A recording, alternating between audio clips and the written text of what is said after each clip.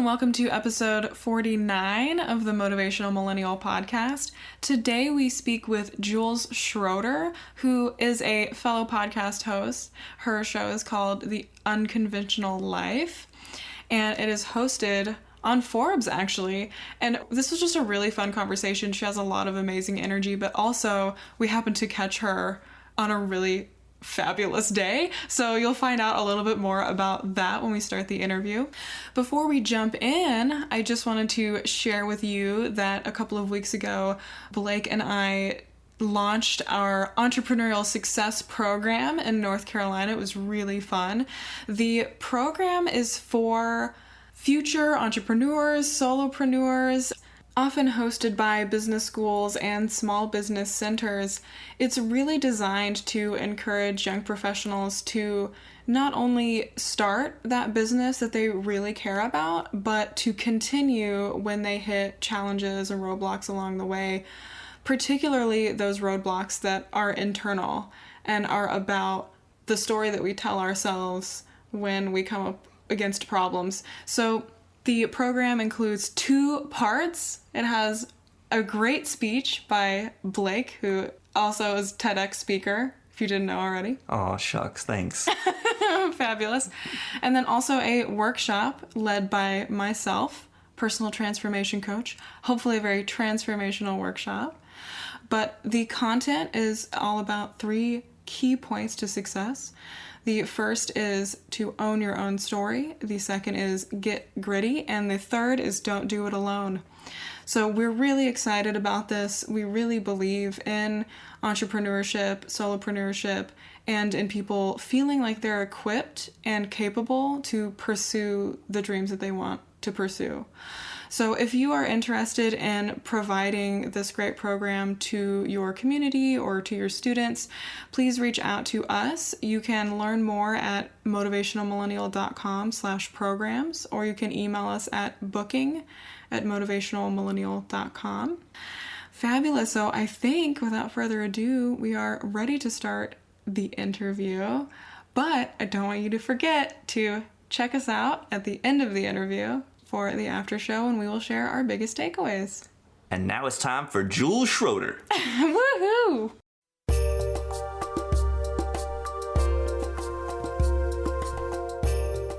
Hello, and welcome to the Motivational Millennial podcast, where we talk with inspiring members of the millennial generation who are living life with a sense of purpose and achieving their dreams. I'm Ivy LeClaire. And I'm Blake Brandis. Our Motivational Millennial guest today is Jules Schroeder.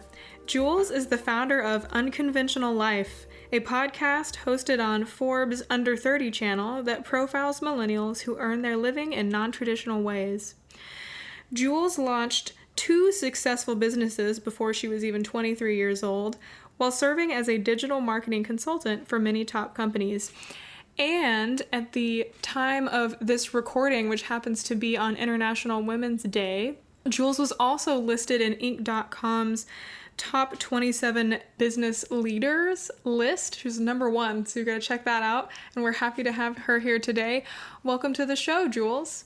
Thanks so much for having me, guys. Good to be here. Oh my gosh, we're so excited to have you here. Would you share a little bit more about what you're up to and what you love about it?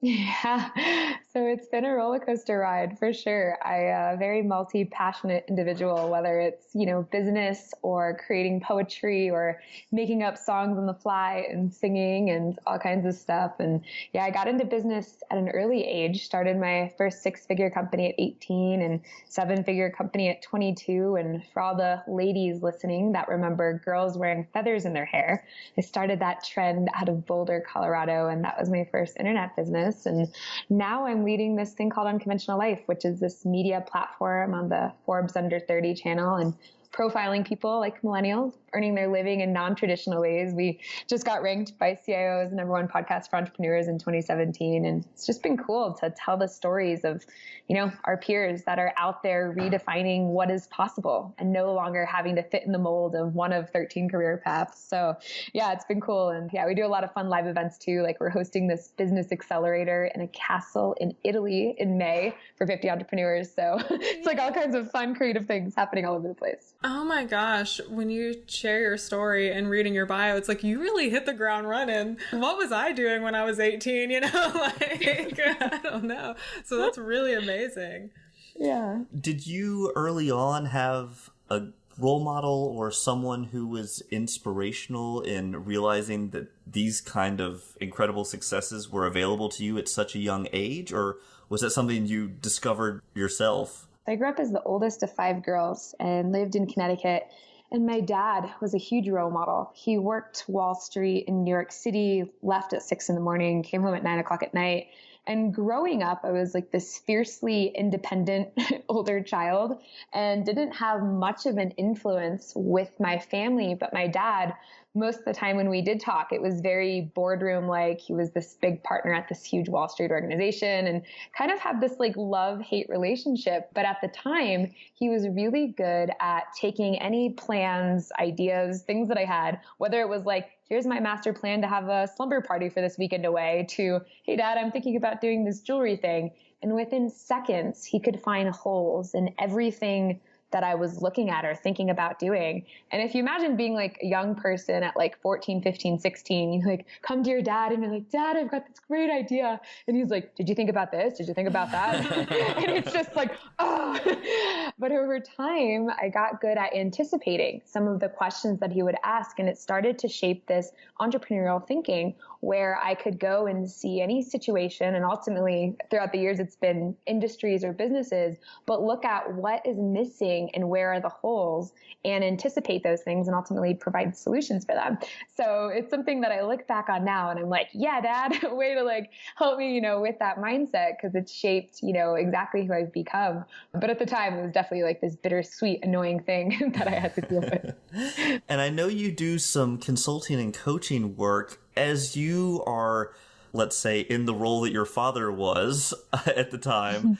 What kinds of things do you see that people don't think about or that they don't anticipate or consider that tend to be those fatal flaws? Yeah, a lot of the consulting work that I've done and not really doing, at least in this current moment, because our unconventional life stuff's so big, has been in the realm of digital marketing and looking at online marketing, online funnels and products and seeing where are the holes, once again, in revenue. So helping companies that are maybe at like the 6 or 7 figure mark grow to the 8 or 9 figure mark and really putting in those strategies. And I find whether, one of those companies that are missing out on revenue, or maybe you're just a small business owner or a solopreneur that's listening to this right now, is we get so focused, almost like a horse racer with blinders on, at exactly what's in front of us. And it almost becomes something where you become fixated on it. So it's like every day, day in and day out, you go to work on the thing that's in front of you. However, often if you zoom out a lot, there becomes a much bigger picture.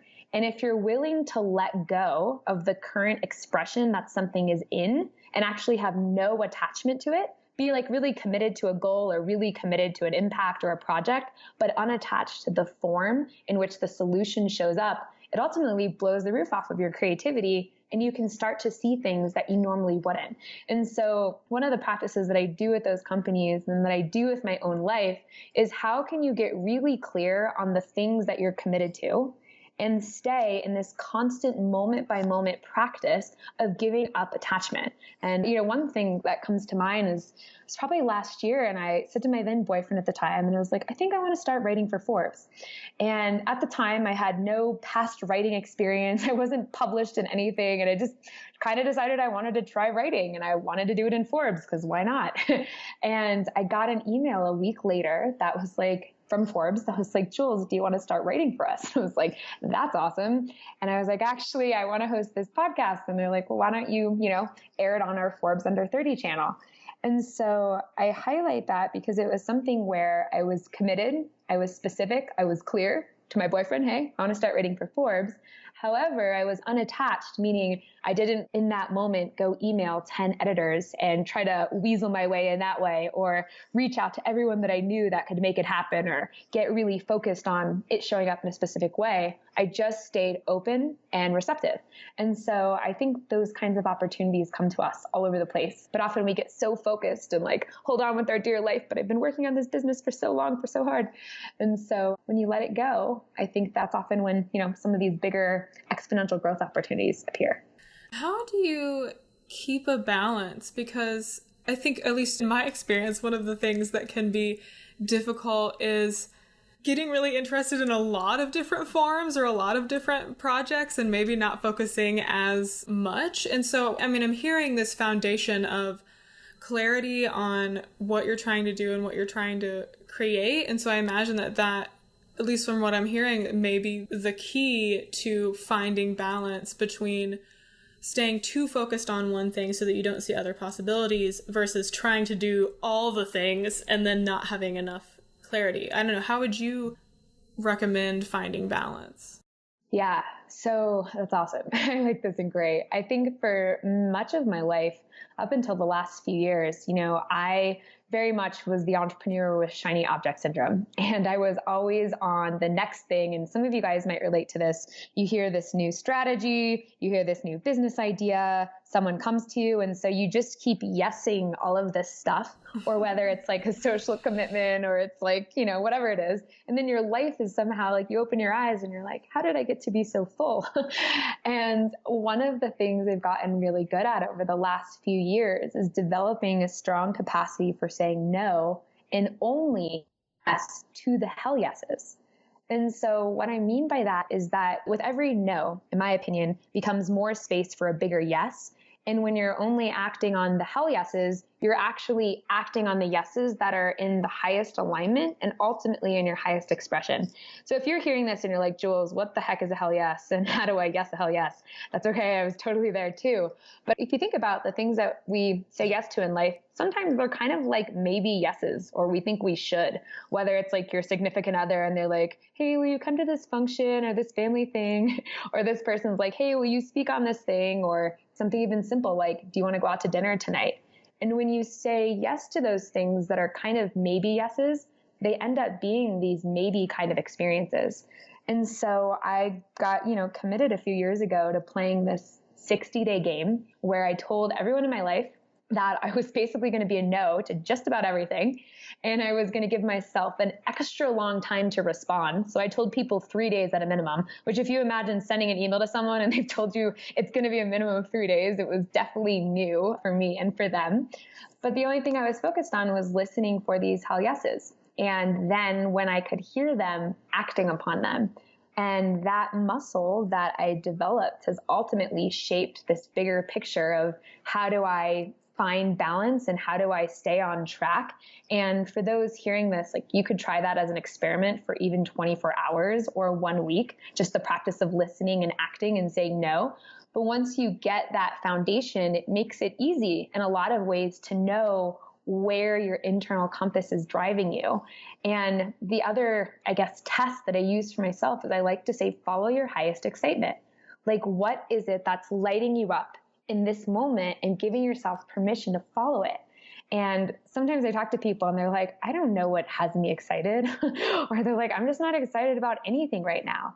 And I think if that's you too, the way that I gauge it is, does this experience have you feeling expanded or does it have you feeling contracted? And so I think, we all get off calls sometimes, or we do stuff, or we give our time. And sometimes it feels like an energy drain after, and you're left feeling this like contracted, heavy, like exhausted feeling. And when that happens, if you pay attention to it, it's usually a good indicator that that might not be in your highest excitement and that that actually isn't in alignment. And then on the flip, when you have these experiences where you talk to someone, you're like, oh my gosh, I have so much energy. I feel so lit up. Like everything resonates. Like paying attention to the moments of expansion, that's usually a really good gauge of like, okay, you're on path, you're tracking, you're in alignment. And so the balance piece, it's like, I think we're all in control, navigating our compass all the time. And you have to be willing to like self course correct. And so the principles that I use and that you can use if balance is something that's up for you is like, what are the hell yeses? What are the no's? Where do I feel expanded? Where do I feel contracted? What's exciting me in the highest form in this moment? And letting that be your guide. That's a really helpful decision-making framework. Thank you for going into that. I love it. I'm wondering for you, what was your hell yes and your highest excitement for the Unconventional Life event that you mentioned at the beginning of the conversation? Yeah, totally. So it all started from a dream. um, Literally, it was like a week before Burning Man last August. And at the time, Unconventional Life was a side project. It was just this passion project. And I was doing a lot of consulting. And I woke up from this dream, and in the dream, I saw this vision for 30 entrepreneurs gathering. And the first word out of my mouth was Bali. And it was one of those things you wake up and you're like, holy crap. And you knew, it was like, I knew I was being called forth. And at the time, I wasn't interested in live events, had no desire to get into live events, knew nothing about live events. Yet this dream was just one of these, felt like these signs where it was like, pay attention to me. And for a few weeks, I grappled with it, talked to a few friends, and my friend was like, Jules, you just have to do this. And so I was like, all right, screw it. I'm going all in. It felt in my highest excitement. And in 7 weeks, we sold it out for 32 entrepreneurs, this 5-day business accelerator, and in Bali. And I remember my dad was like, probably like the week after I decided to go all in, so early September, he's like, so Jules, you're going to convince 30 entrepreneurs to fly to Bali in less than 2 months, and you have no track record. And I was like, yes, Dad, exactly. And we did it. It was awesome. And we actually had 30% of our people on the last day. I was literally like, guys, if you want to do this again, give us a deposit and we'll do it. I don't know when or where or how, but we'll definitely do it. And 30% of people said yes. So that led us to Italy, where I went down this crazy rabbit hole and found a castle town and instantly shut my computer because I was like, who the heck throws an event in a castle? And then like a few days later, I was like, Unconventional Life throws an event in a castle. Yes. So we launched our Italy event, which is coming up in May and for 50 entrepreneurs. But we literally rented out this whole castle town and got the mayor of this small town to give us the town hall theater, which is like these old school Roman pillar theaters. And yeah, it's going to be unconventional for sure. So. That is so awesome. I'm really excited for you and all of the people that will be joining you. That's amazing. So, Jules, what's your biggest dream that you've achieved so far, and in what ways have you had to grow to achieve it?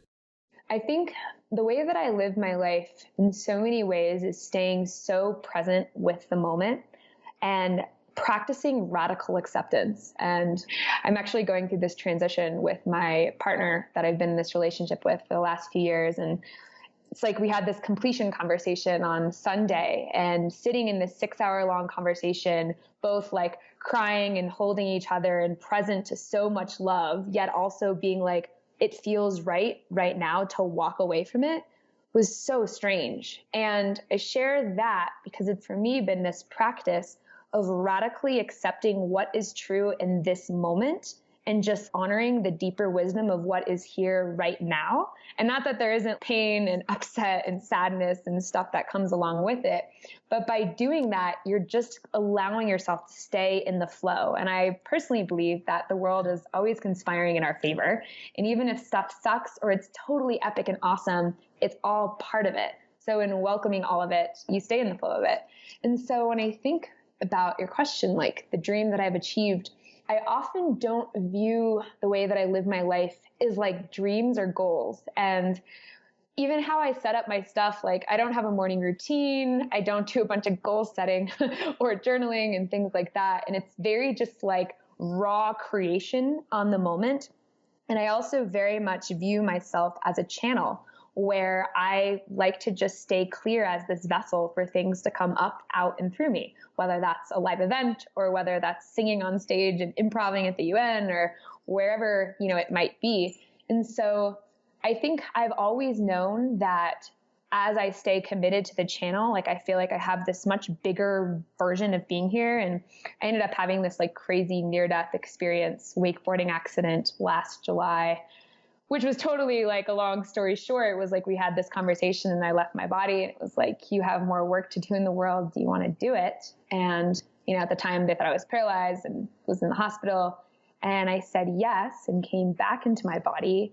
And from that moment forward, like who I've been has shifted and how I view life has shifted. And so I think maybe at one point was I like a dreamer and a goal setter, like pre this experience, and that would feel more relevant. But I'm just noticing even like challenging myself now, like, do I have these dreams of like these big goals that I want to do and am I tracking them? And I think what's actually most true is really surrendering to the moment as this vessel and just trusting, like, as long as I keep playing full out, the right thing, the right vision or version for my life will just appear.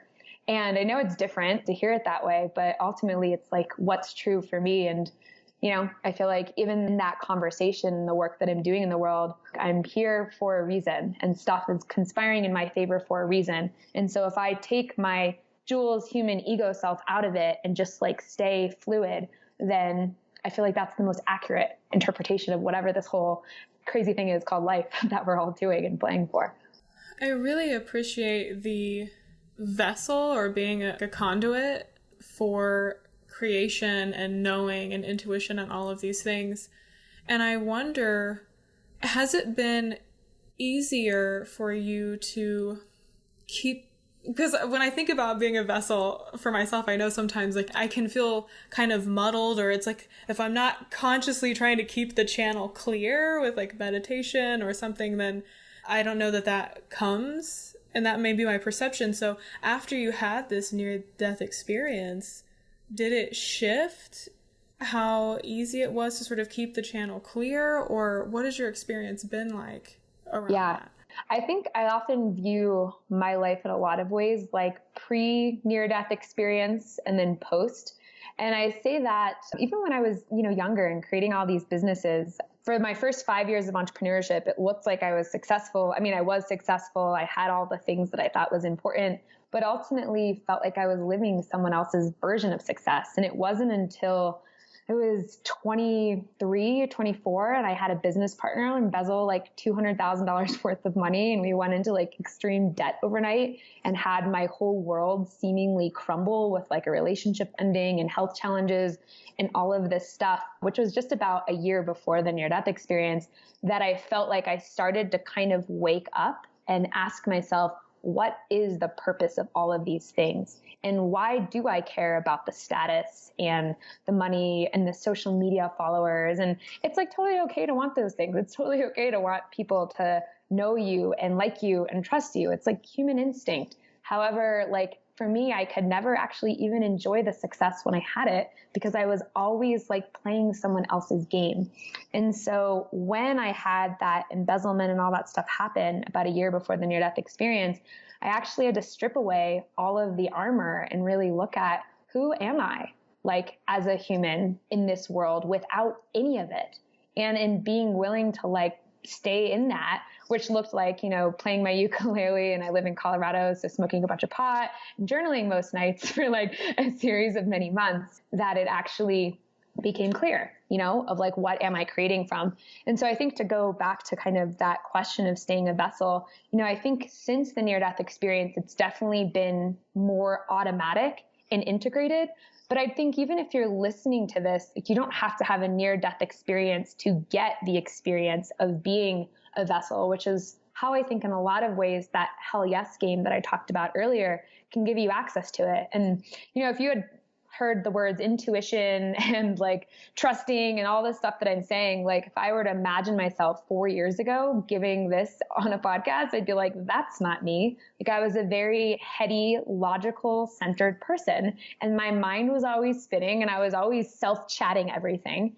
And it came in actively practicing and creating, these muscles, like starting with the Hell Yes and the stuff I outlined for these things to shift. And what I find now that ultimately I think the sweet spot happens in space.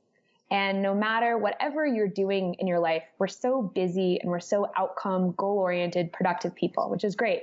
But if you give yourself more space to just listen to what's already happening, and that could look like an hour hike in the morning or time to journal or time to write, or maybe it's like in the middle of your day, you just give yourself 30 minutes for nothing or whatever it looks like. It's in that space that I think our wisdom and our knowing comes through. And in this space, like being the vessel or being the channel, it almost like it happens without you having to put conscious attention on it. And so I think if you can create more space in what's already happening in your life, that in and of itself, makes a big difference. And then I think it's just like practice with anything, it's like learning a new language. If you're trying to like learn a foreign language, or ultimately like if, you've been able to see your whole life and then you go blind, it's like a new way of communicating. And I think the language of the intuition and the vessel and the channel, if you view it just like that as a new thing to learn, it can take some of the pressure and significance off of like, I am this way, I'm not that way, that could never be me, that's cool for her. And it gives you access to start to play with and pick and choose, like, how does this resonate for me? And how does this map onto my own life and my own experience right now in this moment? That brings up an interesting pattern that we've seen in talking with a number of people. And I'm wondering if you've also seen through the guests you've interviewed on your podcast and also in your own life, which is people who have been extremely focused on business and to a certain extent, tangible external outcomes. And I know you interviewed Peter Kelly, who we also had on the show. And she's someone who was in the network marketing space before transitioning into her current vision. And it sounds from what you've shared as well, that that was a transition that you've done too. And I'm thinking for people out there who are earlier on in their journey, I'm wondering if you've seen that almost be not a necessary pattern because everyone has their own path, but a common pattern or a helpful pattern to establish the sort of business fundamentals, if that makes sense, because I love the idea of from day one being in the space of being the vessel and being open. And at the same time, I try to balance it with like, can you also create a business from scratch early on in your career with that? I don't know. Do you have any reflections on that? Yeah, I think a lot of where we've spent this conversation, it's like being in this higher level stuff. And the game that we're talking about, like especially some of these concepts that I've described, this is like courageous next level kind of stuff in a lot of ways. It's not normal. It's not, yeah, it can be challenging, but highly rewarding if taken on. And I think, for those that are just starting out specifically, one of my ninja skills is being a rapid executor. And so I will, for example, like take time off. I'll wait for the inspiration to strike, and then I just rapidly execute and I iterate and I iterate. Now that's like 9 years into this journey. And I think it's important for those that are listening, like it's taken 9 years of stumbling and flailing and just being all over the place and having money and losing money to kind of get there. And I think it's an important distinction when you hear people like myself or Peter Kelly or whoever come onto these kinds of podcasts. But I think as like a good starting point is we often get so fixated on what our step 10 is, right? It's like, okay, I want to start a business that helps people do X, or I want to be a coach that helps women, overcome body images or whatever it is. And we have desire, especially as millennials, to create impact and influence and to be out there doing this stuff. But when you think about it, sometimes that vision can be so daunting that it almost becomes challenging to be like, what is the first step? Like, what is even my step one in getting into this? And I've like totally been guilty of that, right? And so, it was just so funny. It was the other day, I was feeling pretty sad late at night and just had this idea. I was like, I really want to like hang out with a bunch of badass chicks on some like epic adventure somewhere. And so I got onto Facebook and I put this post and I was like, is anyone else feeling this? Does anyone want to join me? And I hit send and I was like, if no one sees this, like I'll just delete this in an hour, pretend it never happened.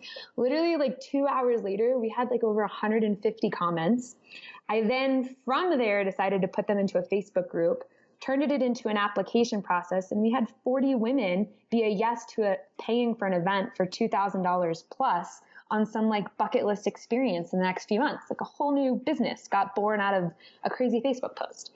And I like out of nowhere. And I share that because it's a really good example of this thing that I'm talking about of just throwing a dart and what's the step one. Like, I think it would have been way easy and common to be like, okay, I want to start something for women. I think live experiences are cool. Maybe I should talk to all these women and enroll them. But then you actually miss the integral piece of, does this thing even viable in a market? Does this thing make money? And how does it make money? And how does it make money like that? And so by just like taking the first step, which would be like, hey, let's throw a Facebook post up and see if anyone's interested. And you guys can do this in your own life right now. Like if you're sitting on an idea that you have or have been thinking about for a while, just throw it into the market, whether it's a Facebook post or whether it's an email or whatever it is. And it's like, hey guys, I don't know if this is any good or not, but here's what I'm thinking. If you're interested, like comment below. That's a great step one. And from there, you literally can gauge the interest. For me, it was the next step showed itself, which was like, put these people in a Facebook group and plan the event. For you, it could be like, I've got all this knowledge and I want to turn it into an online course. Is anyone game for like a beta user? And you could do that. And then from there, actually create the next step as you go. So it's staying present moment by moment with what is next. And ultimately, it gets you to that bigger version, but it does it in a way that gives you room to kind of experiment. And I think we put so much pressure on ourselves, like figure it out and nail it the first time. And God, I should have been more successful at like 28, even though I'm like, it's this pressure system. And so I think if you tease some of it out and actually just throw a dart right off the bat and let that lead, then ultimately you'll have more success in the long run. And man, if I knew that shortcut 5 years ago, I would have saved myself a lot of heartache and a lot of negative self-talk for sure. That's some great, quick, actionable advice that also, I think, completely obliterates one of the major hurdles, which is that perfectionism, which is the overthinking. And I love that it's such an organic process that you've described too. If you put the Facebook post up and people start commenting, okay, what's the next step? Put them in a Facebook group. Okay, cool. Then what's the next step? Well, let's plan the event. I love just how it builds naturally versus you have to have thought of all the possible areas. And it's interesting, right? Because some things you do have to plan out very far in advance, but just coming up with the basic idea, like you said, if that idea comes to you in the middle of the night and there's something you can do to act on it then to at least test it, how cool is that? So thank you for sharing that. Is there a significant challenge that you have faced so far? I mean, it sounds like maybe your near-death experience was one of those, but that has really changed you. And how has it been for you to overcome that challenge? Yeah, I feel like my life has been a series of challenges to the point where, like, I think it was a few weeks ago, I was looking at my dad. I was like, Dad, I feel like I've lived like 10 lifetimes in the span of this one. And some of you guys might relate to this. You just feel like you're always in adversity and you can't figure out why. And I think at this point in my life, I've just accepted all of the things that I've gone through are meant for me to have gone through them so that I ultimately can share about them, whether it's through, conversations like this. But I think, what sticks out the most in all of that was I used to be a sponsored snowboarder for a while and did all kinds of snowboarding stuff and ended up getting a lot of concussions. And it was right when I was getting ready to graduate college where I ended up fracturing 2 vertebrae in my neck and got my 6th concussion. And it was something that just changed my whole world. And I ended up getting bad post-concussive syndrome, which basically looked like me having a conversation with someone and then my mind totally just going blank, or out of nowhere doing something and experiencing a complete brain fog where I couldn't process anything that was happening around me. And that lasted for the span of a year in like its acute phase, where I was like trying to do all this stuff. I was still running businesses and doing all these different things and feeling frankly paralyzed in a lot of ways. Like our mind, it's like you break an arm, you're sick with something else, but it's like when your brain goes offline, it's like crap, especially if you're an entrepreneur, you've got all these ideas. Like, it's like, what do you do? And for the last, it's 2017 now, it's still been something that I've actively had to work with and healing. And I feel like I'm about 85% of the way healed. But I know that for me, if I stress myself out or if I try to work 18-hour days, which used to be a badge of honor when I was earlier in my journey, the brain frogs and all of the concussion stuff comes online and there's nothing I can do about it other than surrender to it. And in some ways I joke, it's like having my physical reminder that, Jules, you have to slow down. Like you can't do it all even though you want to. It's not as much like a handicap anymore, though it is, but it's more like a reminder for me. But I think that injury, it shaped a lot of stuff, and for the better too. Like I had to get really serious about health and started eating really clean and cut out gluten and dairy and soy and all this stuff, even though I love pizza and I love bread and I love cheese.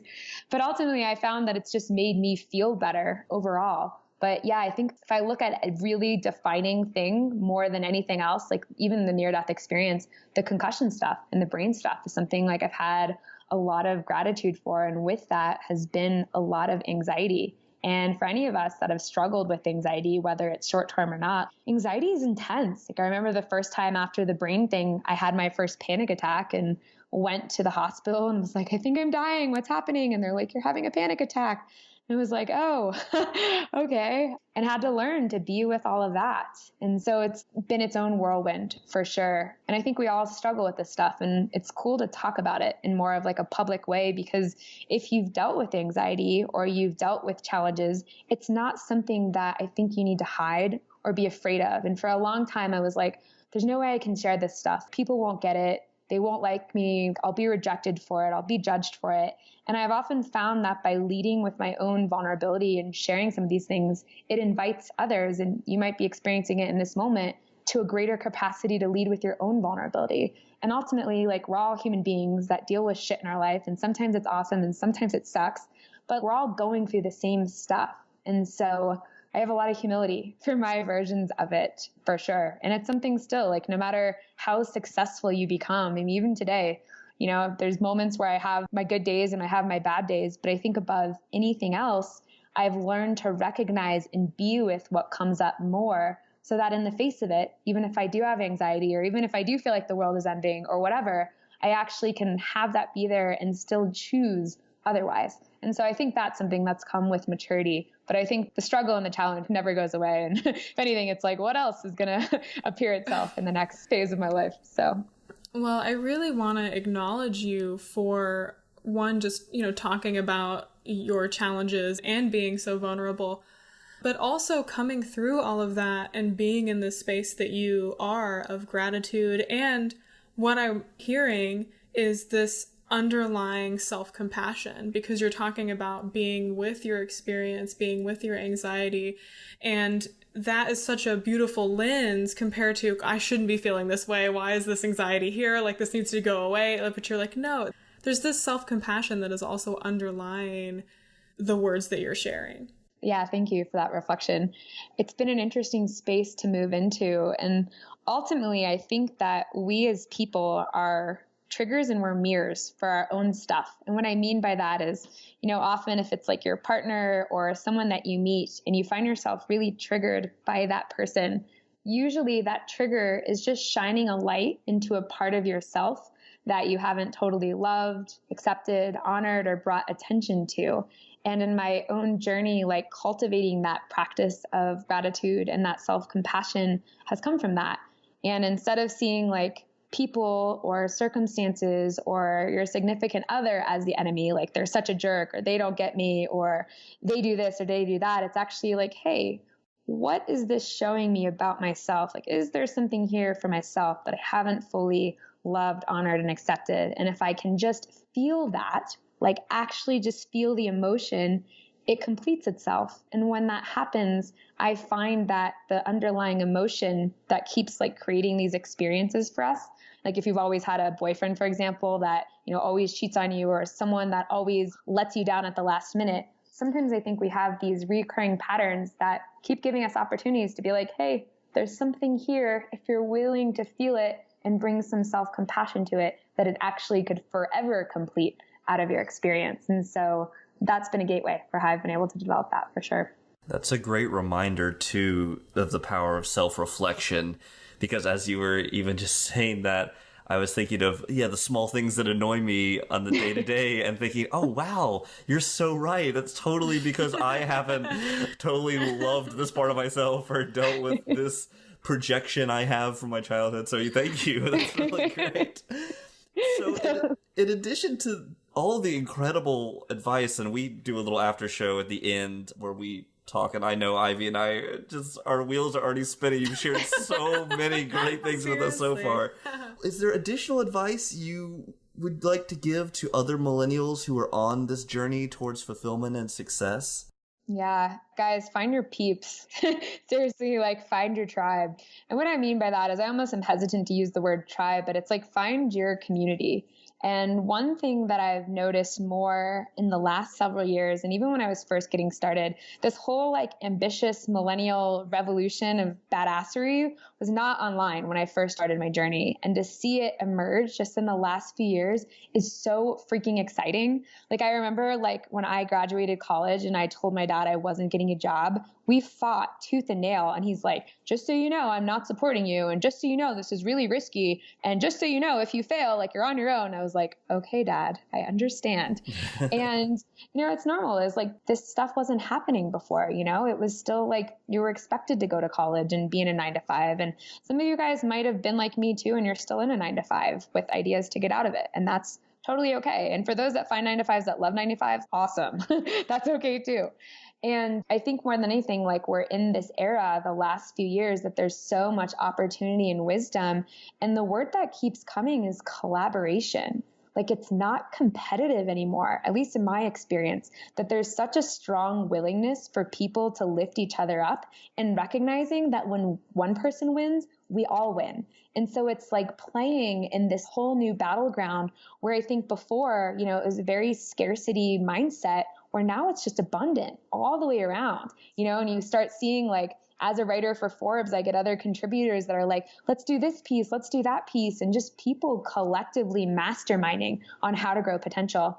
And when I think about the places or the people that have really shaped me, it's been in these kinds of communities. And so if you don't have a community or a few people in your life, and maybe you're living this millennial life and your parents still don't get you, or some of your friends don't get you, that's okay. But if you can start to find people that are like you, even if they're online, and just start to connect with them, I found for me, it gives you more permission to really step into all of yourself.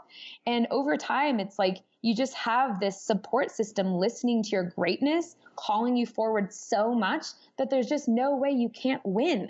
And that is like, at the end of the day, my secret behind all of it, which is probably why I created the Unconventional Life community. Because I was like, these people are awesome, and those people are awesome from all these other communities, but they weren't my ultimate highest expression. And then in creating that, it's like, holy crap, now we get to hang out in castles or wherever with friends and actually like lift each other up. And so I think people in community and connection are by far the shortcut. And in a time where there's so much collaboration possible and present, like, yeah, jump in the water and start seeing it and experiencing it for yourself, because it's so rewarding. I'm fist pumping right now. I'm really inspired by that. Would you share a book or a quote that changed the direction of your life? Yeah. So the book Choose Yourself by James Altucher.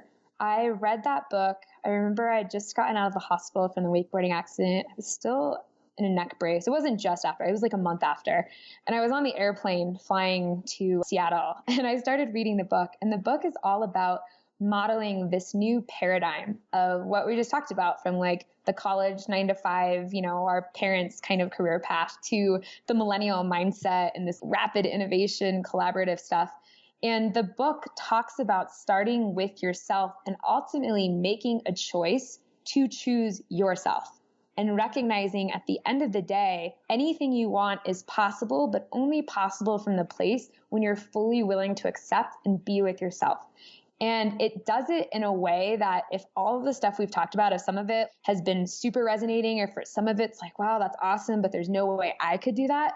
Whatever you got so far from all this is perfect. Exactly what you got is perfect. And I find that book maps a lot of this stuff in a really like entry level way that makes it really easy to start to take some of this stuff on in your own life. And it's a quick read. And apparently James Altucher is really funny on audiobook, a friend of mine was telling me. So if you like to consume books that way, apparently he's this super funny Jewish comedian guy from New York that has a lot of personality and screams at his wife and his dog in the background of reading the audiobook. That's amazing. Yeah. Awesome.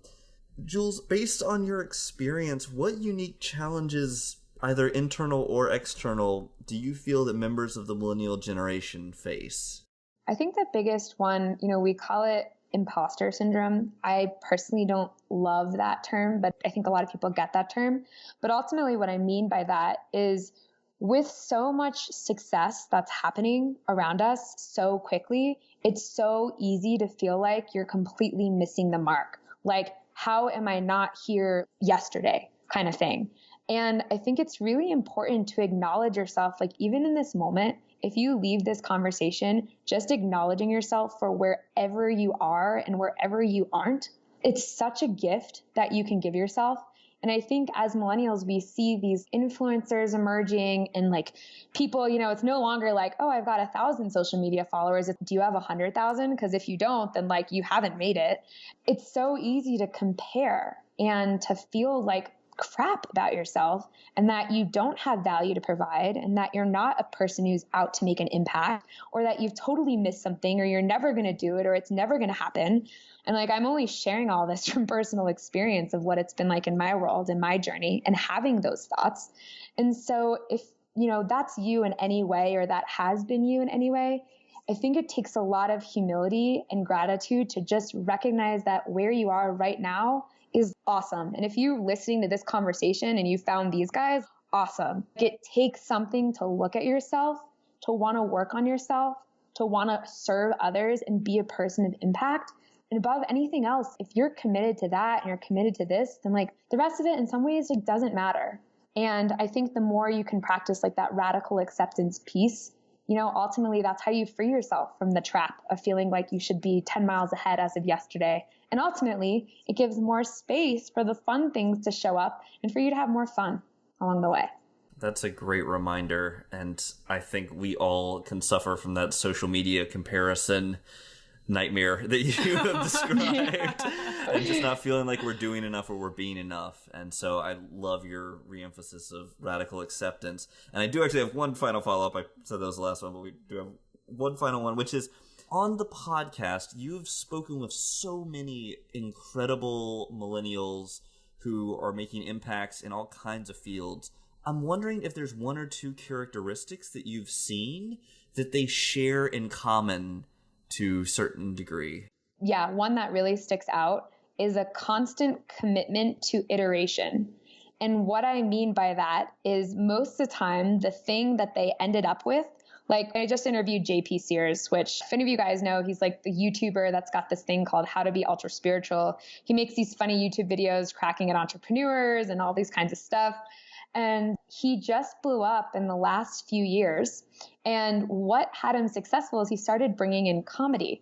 And so for most of his life, like he was, did videos, he had a great coaching practice, and he was pretty good. But it was only when he started bringing the part of himself that he thought no one should see, which was this dry, like really sarcastic humor. When he made a video about that, that's when his stuff started going viral. And he went from this pretty good person to this holy crap person. And it's because he led with the part of himself that he was most afraid to show anyone. And ultimately thought it was the part that no one wanted to see. To answer your question, it's like the pieces of ourselves that we think we shouldn't show. And for me, for a long time, it was my singing, like, oh, no one's going to want to hear that. That's how people connect to our soul. And in that happening, that's when some of these bigger opportunities just naturally rearrange themselves to be in your life.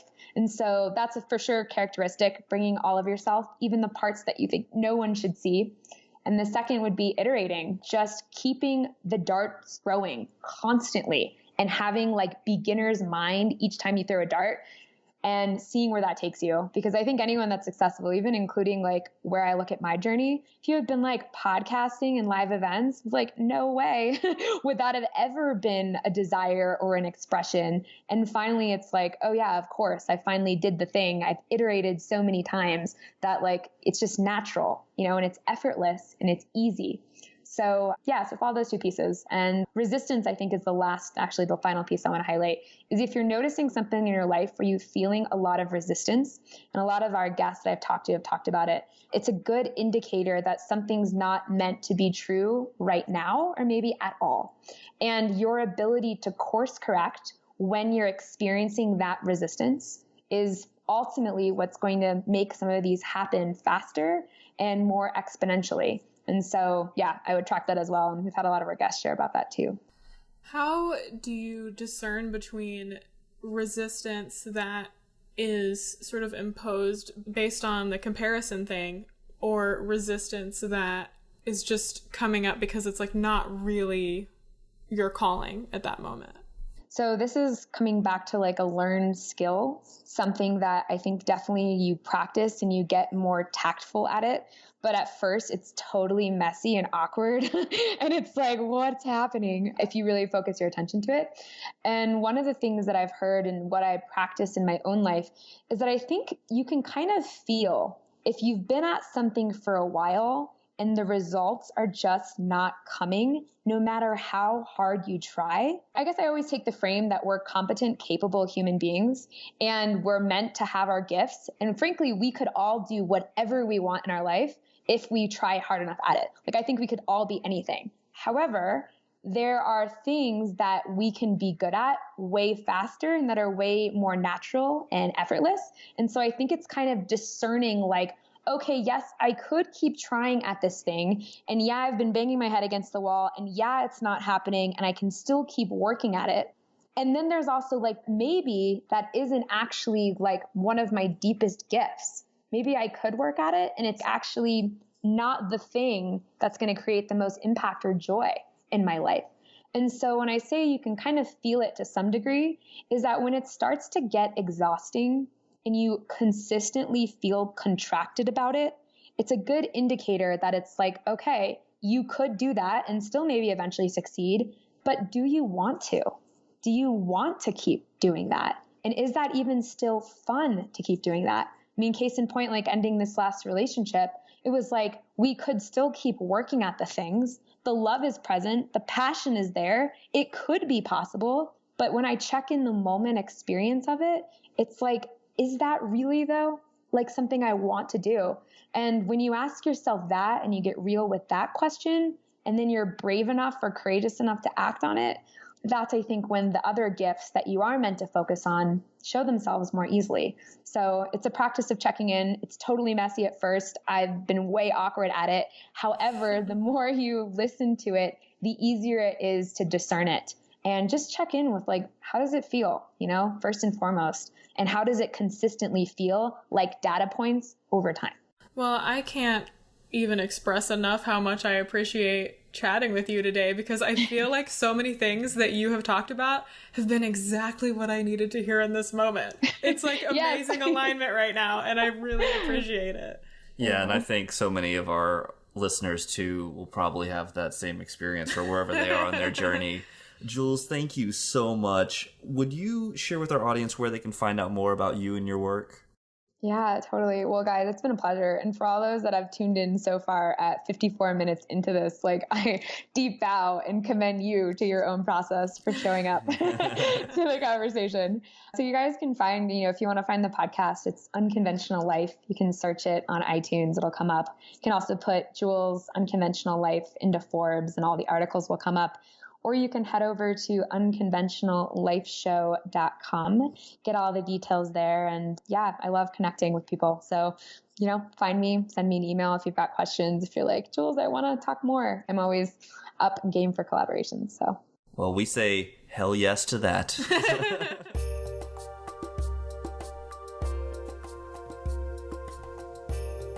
Hello again, everyone. Welcome to the Aftershow for our conversation with Jules Schroeder.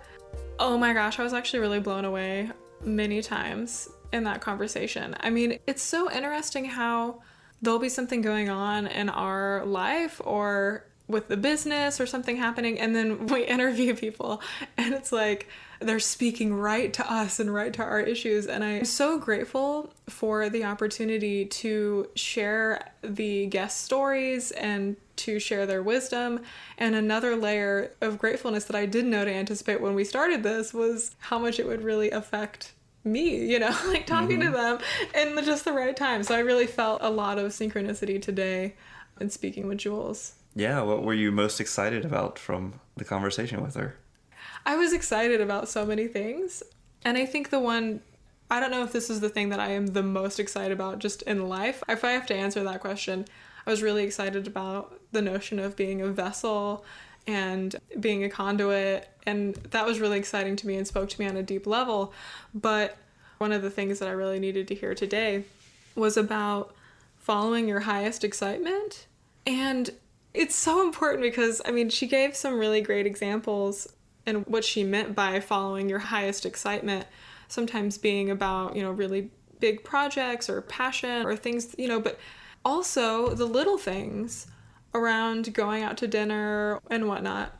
But actually, this reminded me of some advice that you gave me the other day, which was around productivity, actually. I kind of hate the way of viewing productivity. I kind of hate the word productivity, actually. Like, it feels full of so much baggage and Well, it's a industrial capitalist phrase to maximize worker output. Right. It's like, is this really like my goal in life is to be the most productive human? And I think that a part of me thought that the answer was yes for a while. So I'm still kind of releasing that sense. But really, it was about getting into the flow and listening to yourself, because you were saying that whenever you have this list or a bunch of projects or tasks or whatever that you've got to move forward on, find the thing that gives you the most energy or that you have the most excitement around, right? Even if it's, taking out the trash or, like you're gonna have a lot of excitement around that, but, whatever that is. Because even if it isn't something that's specifically related to the business or whatever project that you're wanting to move forward on, just the act of moving forward on something creates some really amazing momentum, and is also really in alignment with something that my coach was sharing with me, which is that anytime that we are working on ourselves in a personal capacity, that is affecting our business or affecting our professional lives as well. You are working on both when you work on yourself. And so, I don't know, it's just been really actually very effective. Thank you for that advice. Well, you're welcome. Yeah, it's got me, crossing stuff off. And I feel the best part about it is that it doesn't feel like I'm being productive, quote unquote. It feels like I'm just enjoying my day because I'm doing what resonates with me. And so this idea of following your highest excitement, even down to like the daily minute by minute level of like, okay, I've gotten this thing done. What's the next thing that I have energy around? Yeah, I've been using that a lot as a solution to avoidant or procrastinating behaviors. I find that going on the Facebook or looking at YouTube videos, more often than not, it's because I don't want to be doing the big thing that I know I really need to do at that moment. And so following my energy and doing the thing that I'm most excited about, even if it's not the thing I quote unquote need to be doing the most, I found is actually a faster route to getting the thing done that I need to do the most, because it's putting me on the path toward productivity versus pushing me away because I have this tension between, I need to be doing the thing and I'm not doing the thing and I'm frustrated with myself and I'm a waste of humanity. Yeah, and the other thing that really helped about that was not feeling like a certain task has to be done before the other task, because we have a tendency to overthink, right? Everything. Yeah, you we're and I optimizers, do. So we want to do the most strategic order. This needs to be done, then this needs to be done, then this needs to be done. And that's great if you can do that, but if you're in a spiral and you can't do anything in that moment, not helpful. Then it's not helpful. Yeah, so that's been really cool and helpful for me lately. So that's kind of one of the things that stood out to me the most. What about you? And by the way, the reason I asked you what most excited you about the conversation wasn't because I was going to make you choose a superlative. It was because you were talking about your highest excitement. It's like a pun, but it's not funny. Anyway, let's continue. You have this look on your face that it's like you're making this joke that I should totally be getting right now. Yeah, it's the wolf. The wolf look like meme that when it makes a joke, it's like, It is. Anyway. It's the husky. The husky, not a wolf. I obviously don't know breeds of dogs either. It's one of the many things I don't know. I also don't know the difference sometimes between it. It took me a long time. Dress and a skirt, I wasn't clear that there was a distinction there until I started studying foreign languages, and they're like, this is a dress, this is a skirt. I'm like, well, what? They look the same. I don't get what the... Oh, one has a top part. I got it now. Anyway, that's totally random. On to things aside from things I don't know. The corollary that I loved to Jules' highest excitement was the hell yes, the first part of the decision-making paradigm. And I thought the emphasis on hell yes was great on a short-term level because of what we just said, because it gets you energized towards whatever you need to accomplish. But on a longer term, any major project is going to have aspects of it that are not fun, challenges that come up that feel demoralizing, and the inevitable existential questioning of what am I doing? Is this the right thing? Is this going to ever work? Will people like it? Do they like me? And I find it so much easier to push through all of those different challenges and criticisms, both real and imagined, if you are 100% gung-ho into the thing you're doing. So that's why I'm a big believer in the hell yes. So in what ways have you used hell yes in your life? I think for me, a hell yes that's really strong is hell yes towards helping people and not giving up on people and believing in their greatest capacity to fulfill the vision of themselves that they dream about. And I've seen that through friends, through business relationships, through a lot of different areas where people would say, oh, I don't know that I can do this, or I don't know if I can be this. And for me, there is that absolute certainty of, hell yes, you can do this. And I believe so strongly that none of the inner saboteur or inner critic voices that are going on in your head are going to change that, because I can see they're not real. Like, I see the true potential that you have. So while I haven't always had that same confidence for myself... Isn't that the way it goes? Yeah, I think I really hold that strongly for people. And so when someone's parents, for example, might say, oh, I don't know if my kid's gonna make it out. He's listening to a lot of hip-hop music and making questionable choices. I can just say, no, I fully believe. And I get it too. When you're really close to a situation, you have all the details and all the negative aspects so front and center that sometimes it can be hard to zoom out and say, look, in context, in the example I was just giving, this kid's a teenager. He's pretty focused in school. He has some sense of career aspirations.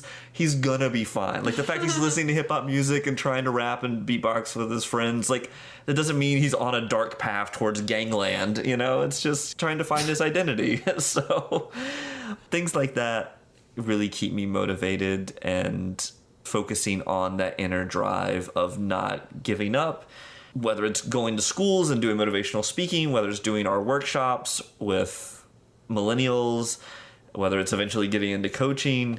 I think all those things for me really resonate with a hell yes. Well, and I can definitely attest to how great it is to have you as a big supporter and advocate, because you have been my biggest fan for a long time.